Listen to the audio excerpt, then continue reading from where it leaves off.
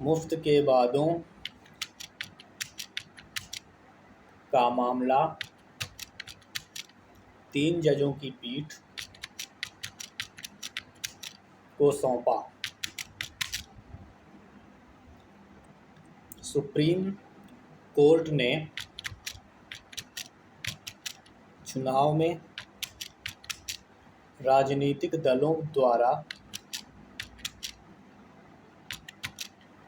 मुफ्त उपहारों के वादे से जुड़ी याचिकाएं 3 जजों की पीठ को सौंप दी है। Full stop. Chief justice N V. Ramana, justice Hima Kohli और जस्टिस सी.टी. रविकुमार को पीठ ने कहा, इन याचिकाओं पर विस्तृत सुनवाई की जरूरत है। Full stop. याचिकाकर्ताओं की दलील है कि एस. सुब्रमण्यम, बालाजी बनाम तमिलनाडु सरकार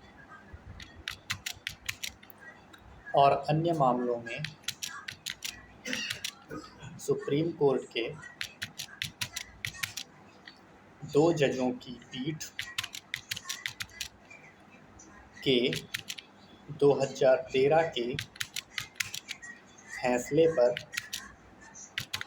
पुनर्विचार होना चाहिए। Full stop. अब जजों की पीठ इसे 4 हफ्ते बाद सुनेगी। Full stop. 2013 के फैसले में सुप्रीम कोर्ट ने कहा था, जन प्रतिनिधित्व अधिनियम की धारा 123 में तय मापदंड की जांच के बाद चुनाव घोषणा पत्र में किए गए वादों को इससे नहीं जोड़ा जा सकता। Full stop. इस धारा को चुनाव में भ्रष्टाचार का जिक्र है। Full stop. इससे पहले 17 अगस्त को सुप्रीम कोर्ट ने कहा था कि वह राजनीतिक दलों को मुफ्त उपहार के वादे करने से रोकने के आदेश नहीं